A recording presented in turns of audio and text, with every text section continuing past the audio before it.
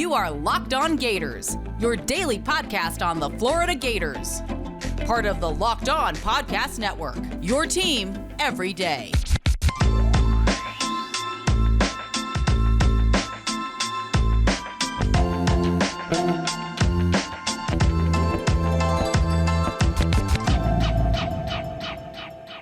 Joining me now for Locked On Gators is Brian Smith, Locked On's recruiting insider. And before we get into it, LinkedIn is the college recruiting sponsor across the Locked On Podcast Network. LinkedIn Jobs helps you find the qualified candidates that you want to talk to faster. Post your job for free at linkedin.com/LockedOnCollege. Terms and conditions apply. And Brian, things haven't been going wonderfully in Gainesville this season. It's been very up and down. And one of the main things that many Florida Gators fans, myself included, are anticipating this, I mean, we can say it as like almost fact at this point, is that Billy Napier's almost definitely hiring an offensive coordinator this season. He's going to make some staff changes. He said even in his Monday press conference that he's like, hey, staff changes are something that we evaluate during the year, and sometimes you recognize them during the year. Sure. But we'll make changes after the season. So I'm curious at that point, how does that really impact recruiting? Hiring an offensive coordinator, first off, I mean, your current offensive coordinator, who isn't your play caller, is also your offensive line coach. And then you have Darnell Stapleton as an assistant offensive line coach. But how does hiring an offensive coordinator change that, especially if it means Rob Sale's out? Well, I guess it would just depend on how the players look at it. That's where you start, because if players aren't happy and they leave, that opens up recruiting. And for another point, it also may change how you evaluate your offense, depending on who those players are, whether they're happy, leaving, etc. Coaching changes, players always leave when that happens. But then again, you could also receive some. Who's he going to go after is the question, obviously, because I'm sure he's got a drawer with a list, and he's probably already spoken to some of them, because a lot of people may not know this, but coaches, that's a pretty small community, especially like coordinators, head coaches. A lot of them know each other. Conventions, whatever it may be. So I'm guessing he has a pretty good idea, and hopefully for his sake, it works out in that regard. They need more explosive players. You and I have talked about, I like Pearsall, but I would say that Eugene Wilson's the third is the number one moving forward. And a guy like Pearsall, while he's good, that kind of player needs to always be your number two at best. You get, especially in Gainesville, like the reputation of receiver is so good. Hopefully they can get somebof that'll attract more guys like that. And they are bringing in speed. But coaching change for the Gators, especially on offense, I think would be good, because like most of the kids I talk to, they're just not evaluated as a school that it's a fun offense. It's just not. I haven't had a kid tell me that all year. Not fun to watch either, Brian. I'll tell you that. It's not fun to watch. So I just tell you what I've seen. I won't go into the details, but I spoke to a kid yesterday, the school in state that he didn't mention, and he's an offensive player. You want to guess which one that was? Which school? What do you think? FAU. Touche.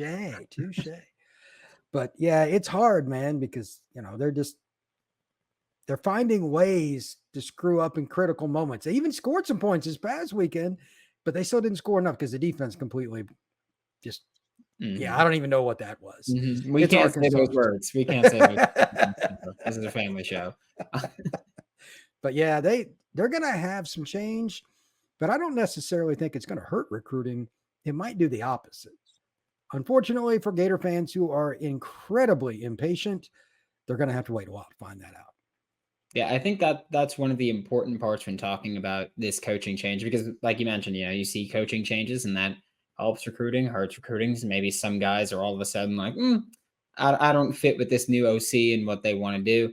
The general feel is that Napier's going to hire someone who's going to run take a deep breath, Florida Gators fans, a similar system to what he currently runs, but hopefully with better play calling. So that schematic stuff not going to change too much. I feel like at that point, there can't be a downside to bringing in someone new here, right? Like, especially if you go, hey, we're going to stick with the same scheme we have. So DJ Lagway, Isaiah Williams, Amir Jackson, all these players that are currently committed to the offense, your role's not changing, but we're probably going to have a new offensive coordinator, whether they're established or young. That's yet to be seen. But I feel like when you talk about, which school wasn't mentioned, then I think we maybe talk about Florida getting into the conversation there.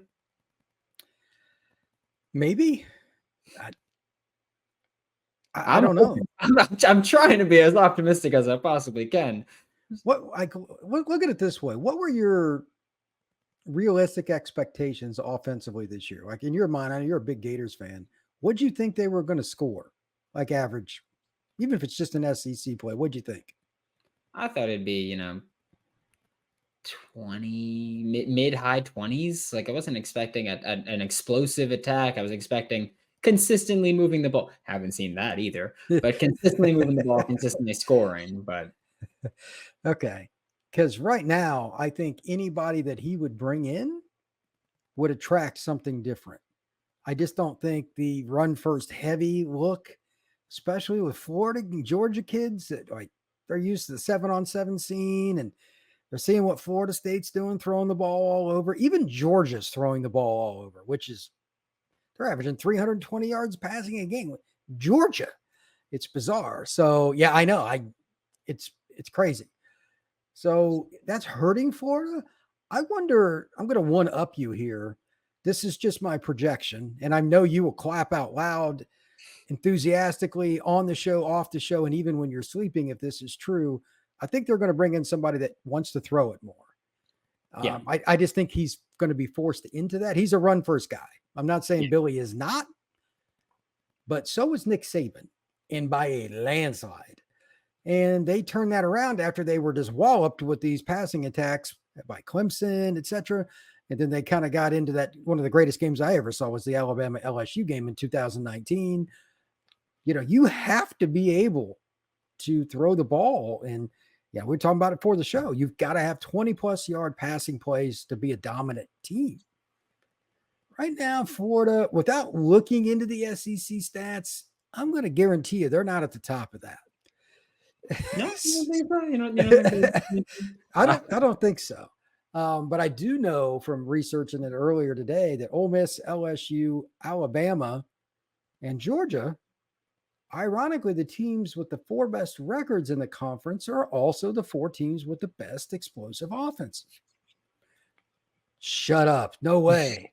The era we're in is just completely flipped. It just has.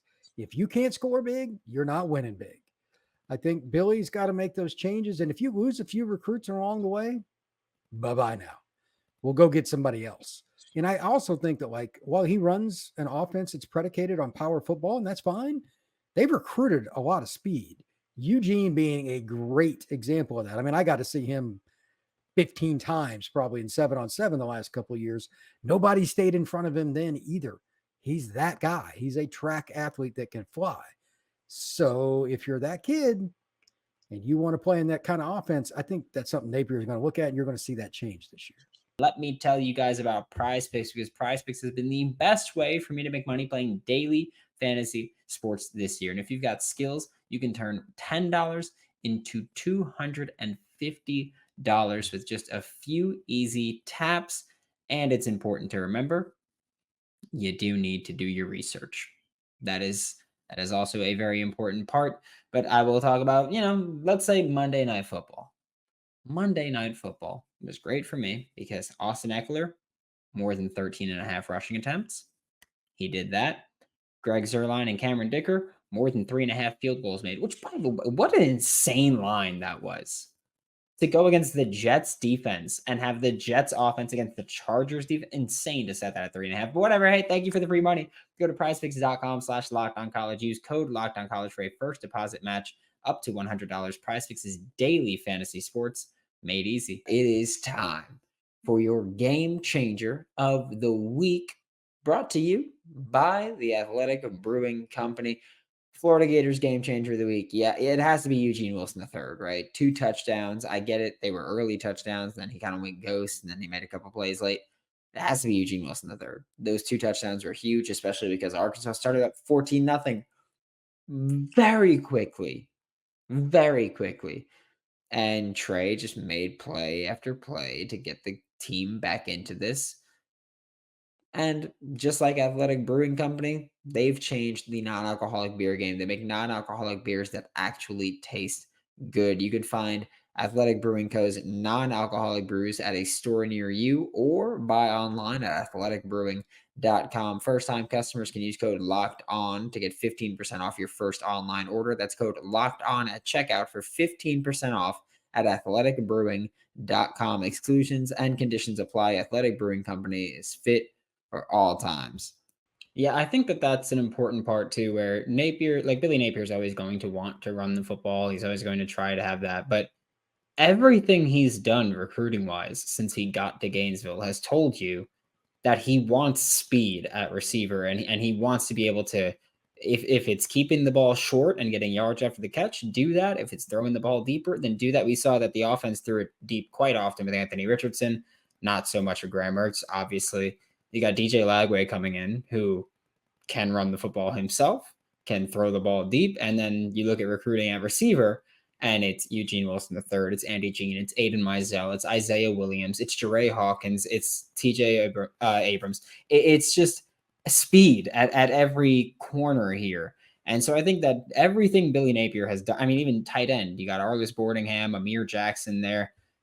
Everything has been, hey, we're gonna get fast guys here, and we're gonna run there, because then when you have to respect that deep passing game, it opens up the run game and all that. Florida Gators fans know they've been complaining about heavy boxes all season, when really, if your offensive line isn't good, it doesn't matter how heavy the box is, you're gonna lose that battle anyway. But speaking about the offensive line here, because there's at least, we'll say, hope amongst quite a few Florida Gators fans that Rob Sale, Darnell Stapleton, Rob Sale being the OC and O-line coach, Darnell Stapleton being the assistant offensive line coach, that there's going to be a change there, because they haven't recruited the offensive line well since Billy Napier's gotten here. And with the performance that they've had this year on the offensive line, they haven't developed them very well. And the transfer portal, they didn't evaluate very well and recruit very well there. So there's change there. How does that impact recruiting, specifically because we look at this current 2024 class? You've got 4 offensive linemen committed. One of them is a blue chip in Fletcher Westphal. 3 of them are more developmental pieces. If you lose the guys who are supposed to develop them, or replace the guys who are supposed to develop them, how does that impact? Because also Fletcher Westphal has been on this show before, and he said that one of the reasons he committed to Florida was that 2 offensive line approach. Well, I mean, if they get rid of Sale, I mean, that's not only the O-line coach, that's coordinator. I mean, that's the whole kit and caboodle. So, I mean, that's a start from scratch, and anything's possible. Whenever this happens and a coordinator is involved, especially if it's a quarterback, that's iffy. You know, you lose a quarterback in a class, it can really screw your program up. But O-line's one of those spots where you need consistency with numbers, because it's so hard to project. So let's say they only ended up signing 2 of those kids if Sale goes to another school.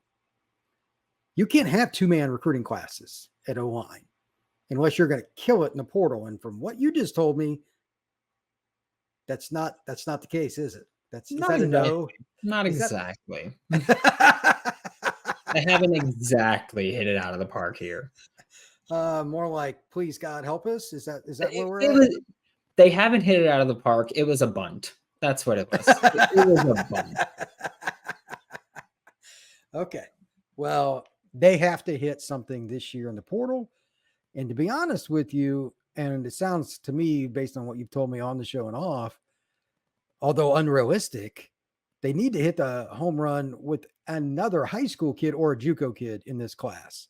They may have to flip somebody and all that, but like these coaching changes, you and I talked about this before too, they happen at the end of the season, like first week of December. Signing day is like the 20th. It's not exactly fun and games there, because there's not a lot of time to recruit a new guy. So whoever you hire has to have somebody that probably isn't on Florida's board right now. And then you bring that player in from, the guys, I don't know, it could be Michigan State's O-line coach. I mean, some of that staff obviously is imploding. It could be a lot of places. And a kid they have committed or a kid they wanted, you do something like that, because Florida's O-line should never struggle. It's Florida. So that's where it would start. But I would also just kind of wonder, since he's the coordinator, I don't know how he would relate with some of the kids and like how important it is that he's there. That's something you would probably know more than me. But yeah, O-line is not a spot with where Florida's at. They can afford to lose more O-line recruits. Jordan Seaton, you ain't too far. Come on over, buddy boy.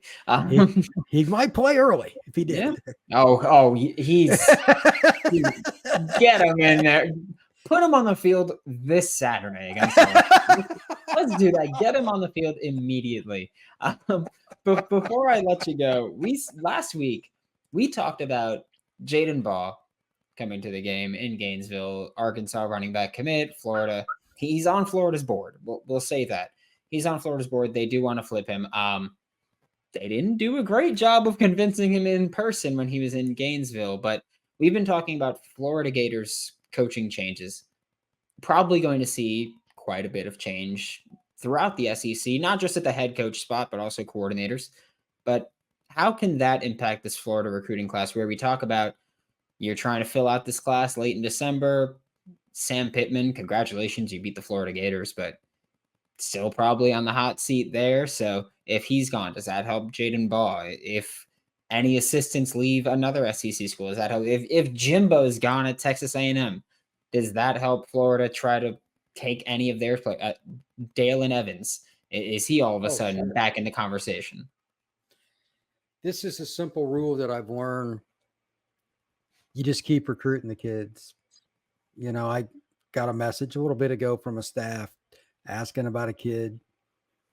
It's part of it, man. It is flip season. November 1st for me is kind of like when the light goes on. It's the green light. All businesses opportunities are here, and that goes on for all 133 schools in the FBS. It's just the way it is. So if Arkansas implodes, which we both think it's leaning in that direction, Michigan State, that's beyond implosion. And there will be some others. Thank you, Aggie Land. Even if he doesn't get fired, they're losing kids. So you have to try to take kids from other schools, man. You have to. You know, like, do you think Clemson's getting kids calling their recruits more this year? Yeah, they have 4 losses. You know, that's part of the gig. Do you think it's a little bit harder for a school like Tennessee this year compared to last year? Yeah, it is. Their quarterback's nowhere near as good. Those are the schools that are going to get hit the most. Florida's trying. I guarantee, without even inquiring, those are the schools you're going to target because their players are looking at a current team that's struggling. So you got nothing to lose with it. All they can do is say no, and you're spending the university's money to go fly see these kids anyway. Hey, man, it's free. Let's go. So, yeah. I think that any staff that is in trouble, Florida is not that far away is what's hilarious about this. But they need a couple key spots. Quarterback's better than they expected probably this year, but it needs to get better again. That's what Lagway's for. But for the love of mankind, receiver and some of these other spots, they just need as many guys as they can and kind of let the chips fall where they may. Corner, probably not exactly meeting your expectations based on what I know of you. So just keep calling, man. A trip to the swamp can change guys. And they got the big Florida State game coming up. I guarantee you Napier and his staff will have kids that Florida State wants, that Georgia wants, that Miami wants, that South Carolina wants, and on and on and on. That's a chance too, because some of those kids are going to be, you know, wherever they're committed to a school or two. You're going to say, oh, I didn't know we were recruiting that kid. You look where he's committed. That guy's about to get fired. That's going to happen. That's the way this game is played. Yeah, I'd imagine that every time anything bad happens with like Texas A&M or any of the schools, I'd imagine Florida's just sending a text like, you up. And then every time when Arkansas upsets Florida, I'd imagine a lot of their commits are just getting the text. But hey, good coaching staffs never stop recruiting. That's true. That's we've talked about a billion times here. Thank you so much, Brian. This is Brian Smith, Locked On Recruiting Insider. Catch him every week on Locked On Gators, and unfortunately, every day with Locked On Seminoles.